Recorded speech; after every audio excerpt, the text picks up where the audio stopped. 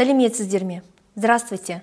После небольшого перерыва я снова рада приветствовать вас на канале Ельмедиа. Это подкаст «Честная политика» с Толганаом Биталиевой. И сегодня мы разберем самые острые и волнующие вопросы, которые вы оставили в комментариях к прошлому выпуску. Мы продолжим обсуждать тему патриотизма и национальной идеи, чем они отличаются, какова их общая цель и почему без государственного языка, казахского языка, главного символа нации, невозможно построение сильной и единой страны. Что нам мешает укрепить национальную идентичность через язык? И при чем здесь торговая сеть Магнум? Обсудим заявление президента Токаева о проведенных общественно-политических реформах. Почему их результаты остаются незаметными для населения? Какие конкретные изменения должны произойти, чтобы люди почувствовали перемены? И что мешает власти быть ближе к народу? И, наконец, мы затронем самую болезненную тему. Почему власть и народ продолжают оставаться на разных волнах? Что мешает им услышать друг друга? Когда руководство страны решится на реальные перемены, которые ждет общество? И какие шаги необходимы, чтобы восстановить доверие? И еще президент Токаев назвал вещи своими именами. Он признался, что страна находится в кризисе. Заявление было им сделано на прошлой неделе в ходе 2 рабочих встреч в Шымкенте и в Астане. И это не просто заявление, это сигнал о том, что система сталкивается с серьезными вызовами. Грозят ли Казахстану обострение и обвал? Обсудим. Оставайтесь с нами, мы начинаем.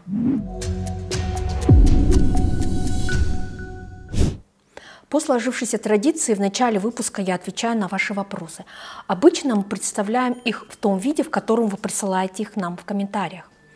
Однако в этот раз некоторые из них будут слегка отредактированы, без оскорблений, некорректных формулировок и излишней эмоциональности, чтобы сохранить конструктивный тон обсуждения. Ваши вопросы – это не просто обратная связь, но и возможность для нас вместе разобраться в самых острых и актуальных темах. Поэтому я стараюсь уделить внимание каждому из них, чтобы дать максимально точные и полезные ответы. И вот первый из них. Токаев везде заявляет, что в стране проведена общественно-политическая реформа, но население страны этого не видит. В чем проявляются эти реформы? До сих пор нет независимых судей, других силовых структур, не пересмотрены законы о политических партиях, о выборах акимов и так далее. До сих пор непонятно, в какой общественно-экономической формации страна живет, куда идет. Нет национальной стратегии. Почему вяло работает закон о возврате незаконно вывезенных средств за рубеж? Почему виновных в Кантаре чиновников условно осудили? Почему Курултай, Национальная академия наук при президенте, не при Республике Казахстан? И таких почему много. Вы правы, серьезных политических реформ в стране нет, и, возможно, их никогда и не планировали. Вместо этого мы видим лишь косметические изменения, такие как исключение из Конституции упоминаний о Назарбаеве. Правительство рассчитывало, что общество, жаждущее перемен, воспримет эти шаги как глубокие реформы, но реальность оказалась иной. Убедить людей не удалось. Токаев не первый день в политике, он знает профессиональный уровень своего окружения.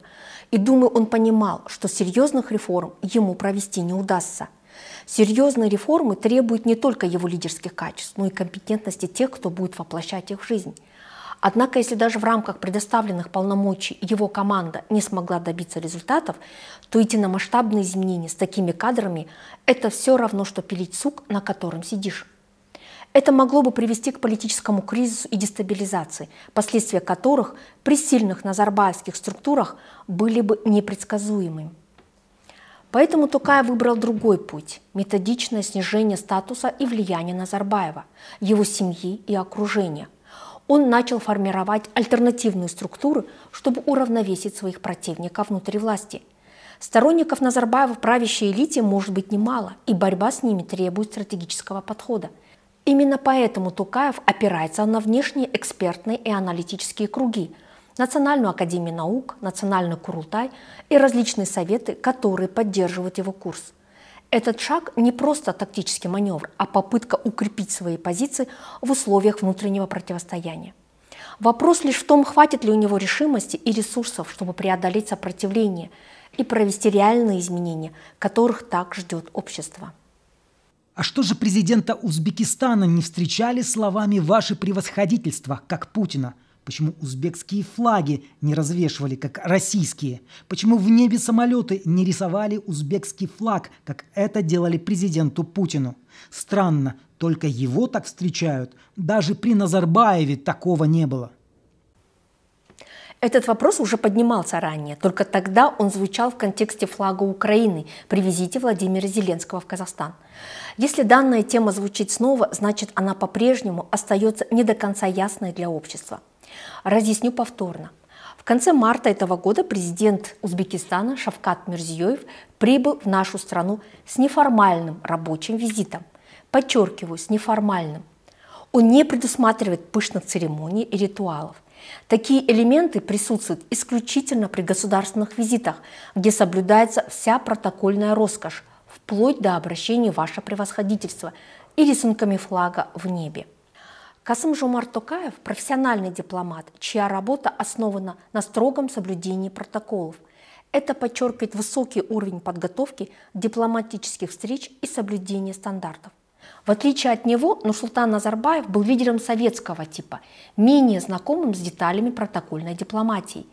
Поэтому именно при Токаеве мы видим профессиональный подход к оформлению государственных визитов и встреч с президентами других стран. Власть живет своей жизнью, народ своей и далеки друг от друга. Президент все поручает и поручает. А когда мы увидим и услышим, что с этими поручениями? К сожалению, вы правы. Это не уникальная черта Казахстана. Во многих странах общество предъявляет схожие претензии к власти. Но у нас правящая элита практически не интересуется мнением народа и делает это лишь тогда, когда это выгодно. Их положение не зависит от воли избирателя, а выборы проводятся формально. В других странах правительство зависит от поддержки населения, поэтому стараются учитывать мнение электората, чтобы избежать поражения на выборах. У нас же люди уверены, что их голос ничего не решает и зачастую просто игнорируют избирательный процесс, что играет на руку власти. Активная гражданская оппозиция – единственный способ изменить эту динамику. Все в руках народа.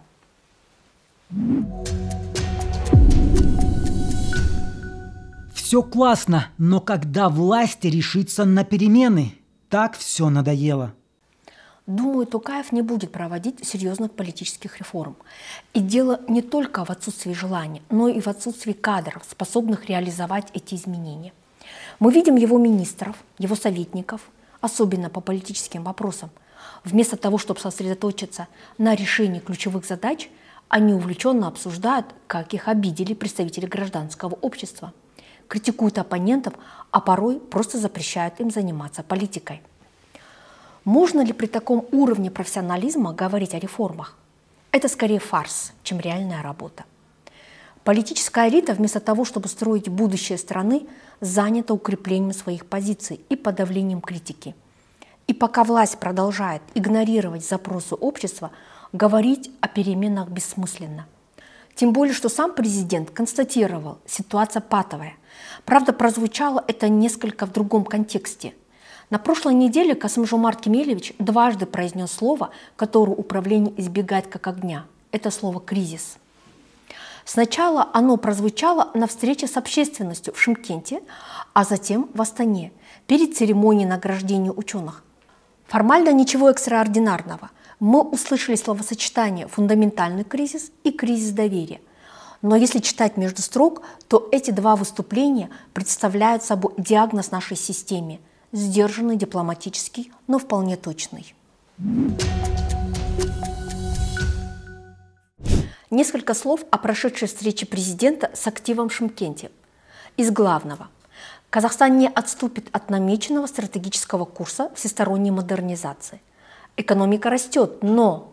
Мы должны трезво оценить текущую ситуацию. Мир переживает очередной кризис. Экономика Казахстана тоже сталкивается с определенными трудностями. Президент Казахстана Касым-Жомарт Токаев.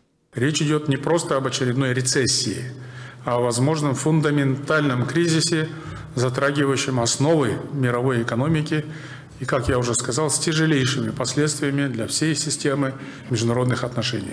Слова прозвучали на фоне оптимистичных показателей. Рост ВВП по информации Токаева за январь-март составляет 5,8%.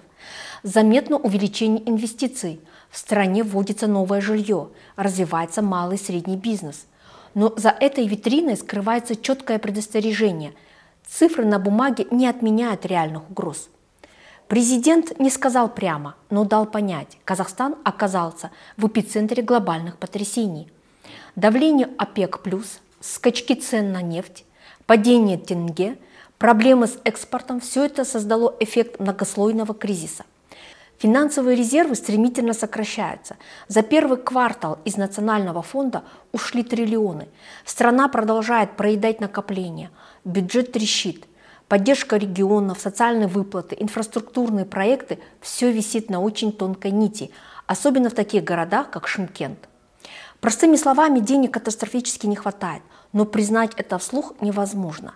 Отсюда и осторожные определенные трудности. Точно так же дипломатично Токаев высказался и на встрече с представителями Национального Курултая и учеными в Астане.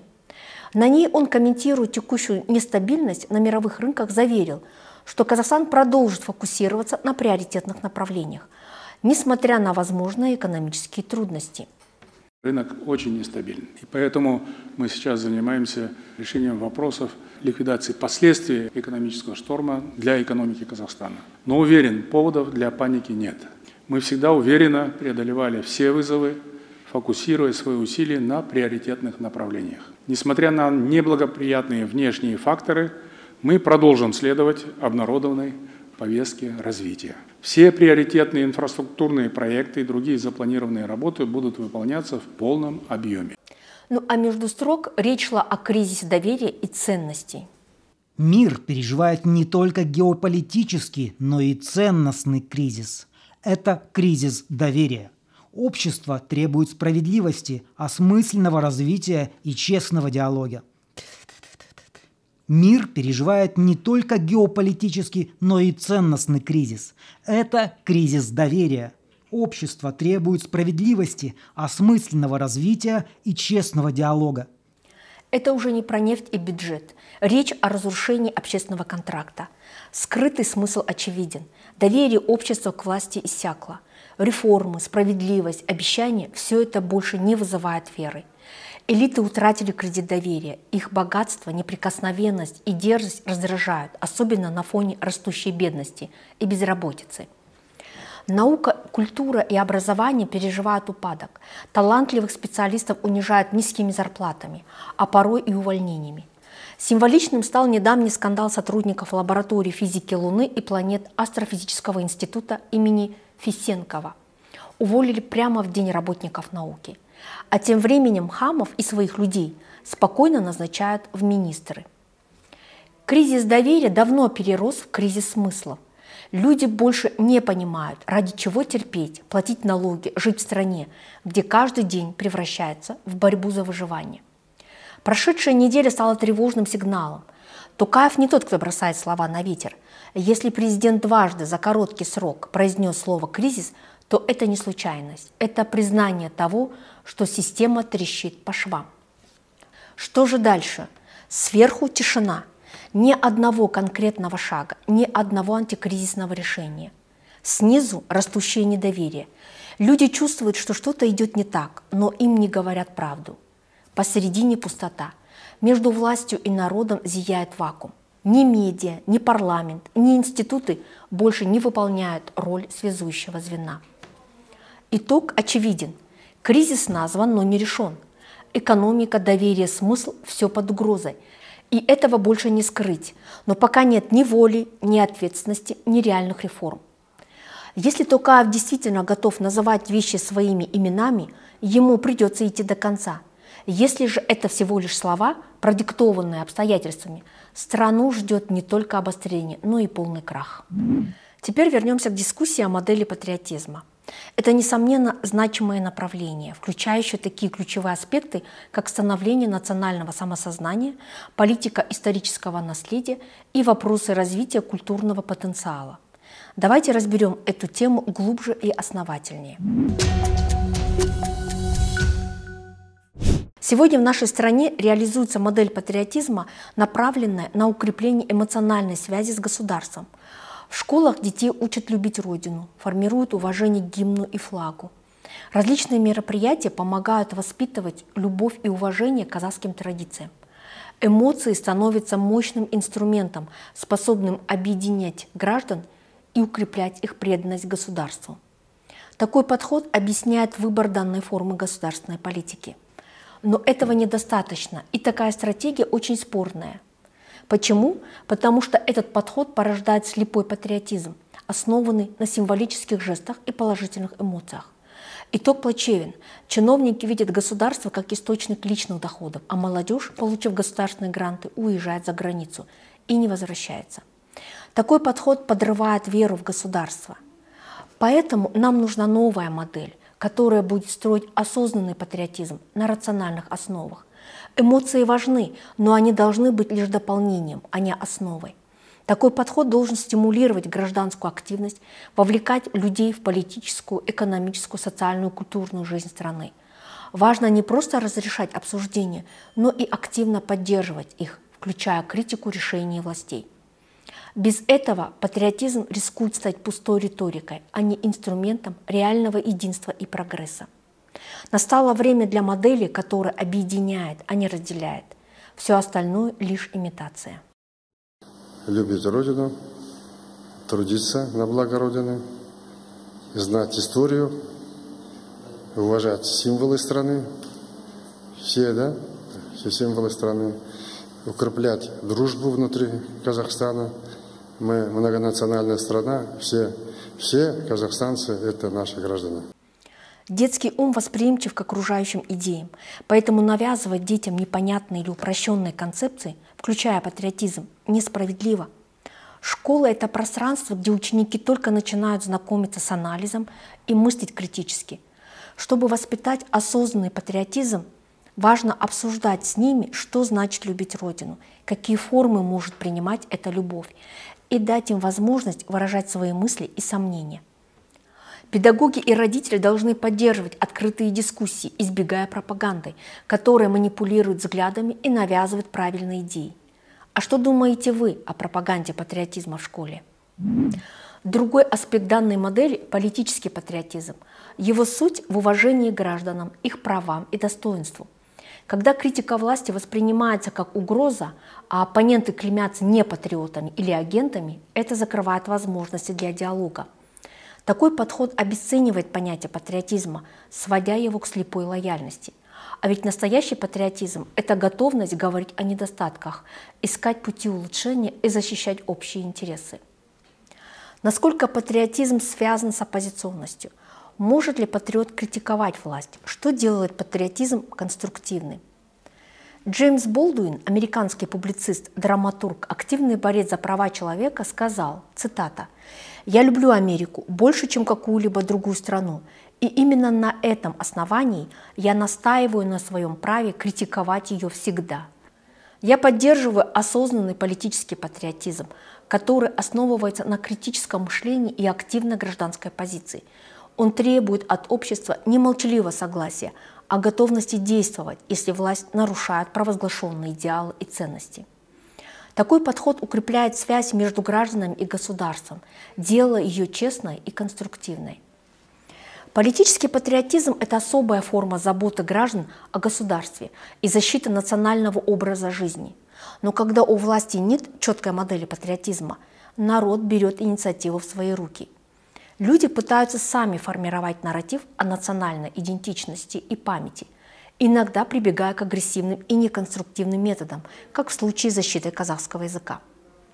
Например, именно это мы можем наблюдать сегодня при призывах бойкота торговой сети «Магнум», в которой разгорелся скандал из-за того, что уволили курьера, попросившего клиента говорить с ним на государственном языке.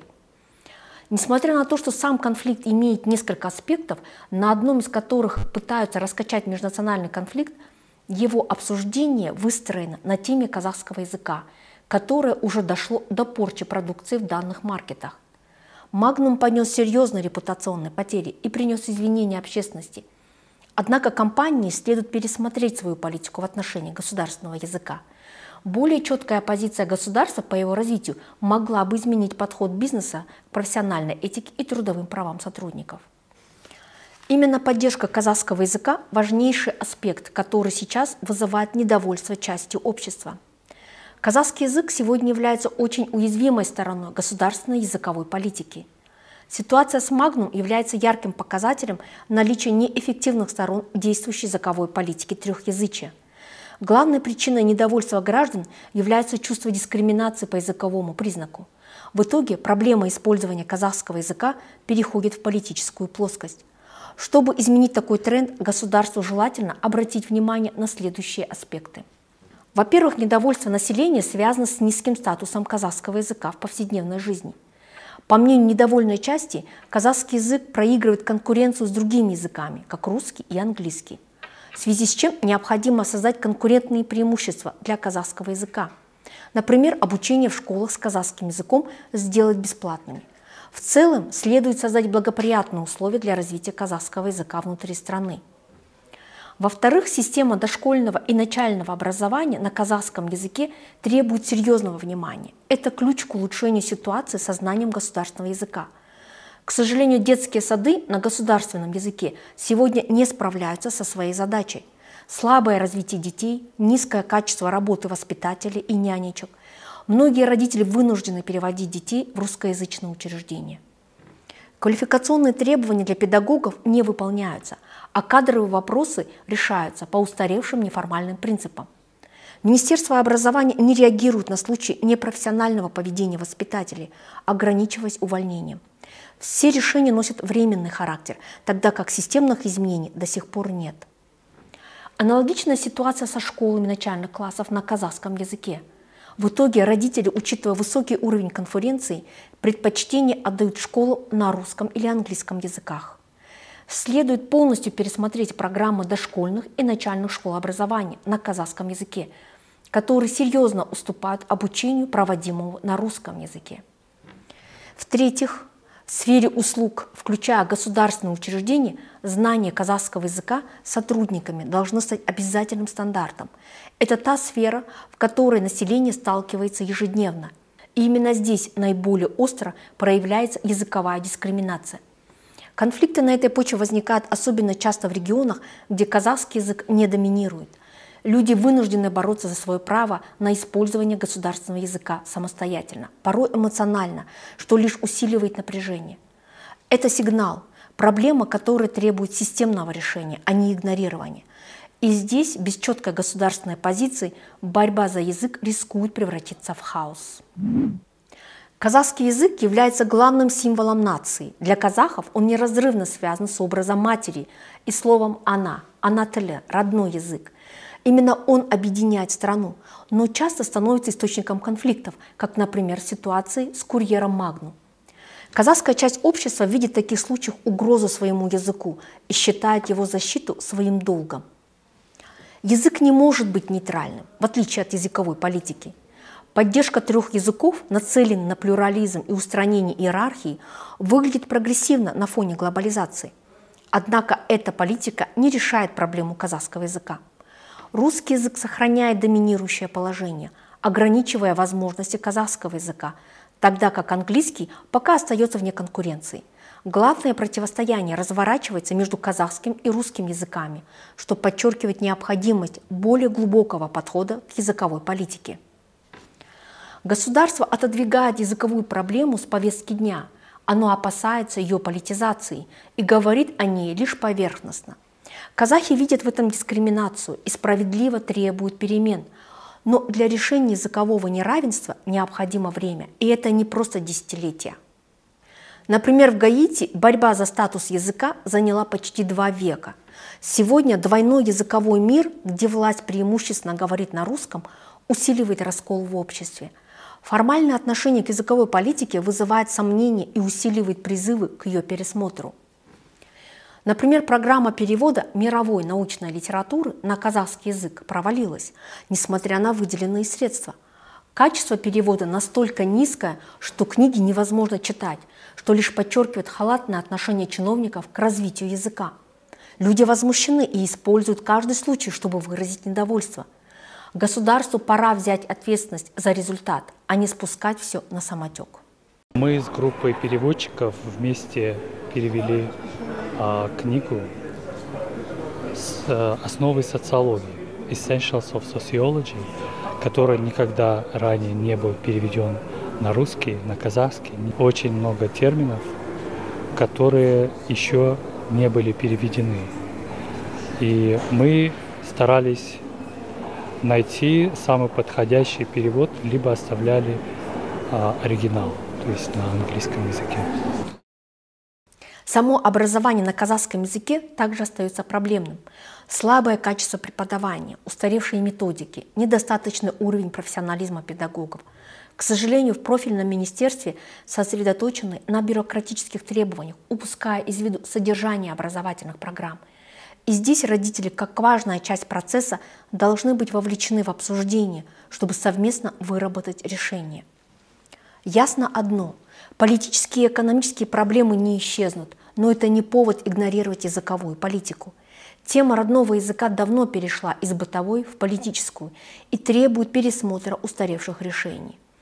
В условиях глобального переворота к национализации стоит не упускать момент и использовать его, чтобы изменить подход государства к языковому вопросу. Интерпретация истории – еще одна проблема, связанная с политическим патриотизмом. Разные нарративы об одних и тех же событиях порой вступают в жесткую борьбу за доминирование. Вопрос в том, как использовать эти субъективные интерпретации прошлого для формирования в настоящем национальной идентичности. Одним из решений может стать разработка политики памяти, не истории, а осмысленного использования прошлого в интересах настоящего. Конфликтующие нарративы – это следствие разрыва памяти. Политика памяти должна объединять общество, создавая общую привязанность к идее нации. Например, идея памятника жертвам января 22 года объединила общество, но его реализация вызвала раскол. Одни хотели почтить память погибших, другие – выразить поддержку государству. Недовольные критиковали власть за отсутствие диалога с народом. Возможно, мемориал, созданный после обсуждения с обществом, мог бы стать символом единства, восстановить доверие и дать импульс для формирования национальной идентичности. Другой пример – памятники Назарбаеву, которые исчезают из публичных мест, как когда-то убирали монументы Ленину. Но если памятники Ленину складывали в парках, то судьба памятников Назарбаева остается загадкой. Неясна попытка его сакрализации. Я про отпечаток руки первого президента на Байтереке. Это лишь запутывает нарратив. Байтерек – это символ национального мифа и кочевой философии, а с данным элементом он теряет свой изначальный смысл. Власть вроде бы действует, но ее шаги вызывают больше вопросов, чем ответов. Политика памяти превращается в хаос, где прошлое не объединяет, а разобщает. Государство и бизнес создают новые места памяти, увековечивая героев и предков, что отражает стремление общества участвовать в формировании политики памяти. Однако заявление Токаева о контроле над переименованиями показывает желание власти стать единственным автором этой политики. По моей инициативе начата большая работа по наведению порядка в сфере ономастики. В вопросах наименования или переименования улиц и населенных пунктов местные исполнительные органы допустили много ошибок, вплоть до того, что присваивали имена по принципу землячества и родственных отношений. Поэтому было принято решение о централизации данной деятельности. Места памяти, создаваемые государством, формируют связи с прошлым и играют важную роль в создании национальной идентичности. Она строится не только на общей культуре и истории, но и на интерпретации совместного опыта для будущих поколений.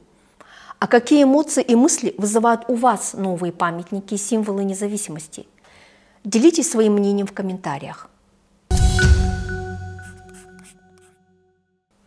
Сегодня я лишь наметила основные направления модели патриотизма. В следующих выпусках мы детально обсудим политику памяти и ее роль в формировании национальной идентичности. А также затронем тему национального образа жизни, силы и духа нации. Кроме того, поговорим о языковой политике Казахстана.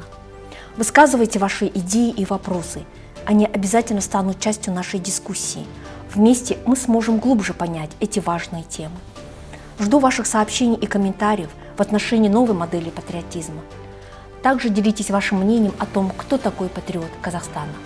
На этом сегодня все. Берегите себя и своих близких. Аман сау болыңыздар.